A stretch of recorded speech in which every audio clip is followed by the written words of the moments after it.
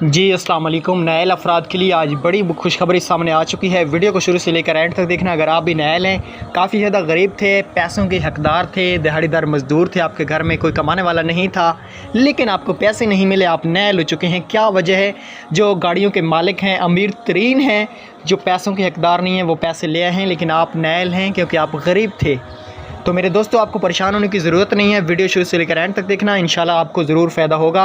Video अच्छी लगती है तो लाइक और शेयर ज़रूर कीजिएगा, प्यारा सा कमेंट कीजिएगा। आज की वीडियो को आगाज़ करते हैं। दोस्तों, मैं आपको बताना चाहता हूँ, जितनी भी ख़वातीन नायल हो चुकी हैं, कल से वेब पोर्टल फिर से अपडेट किया गया है। आप खुद भी चेक कर सकते हैं। अगर आपको झूठ लग रहा है कि मैं झूठ बोल रहा हूँ, तो आप वेब पोर्टल पे 5 से 6 NIC चेक करें जो नायल थे पहले। यकीन से कहता हूँ, वो जांच पड़ताल में उनमें से 3 से 4 या 2 NIC ज़रूर आ गए होंगे। जी, आप खुद चेक कर लें।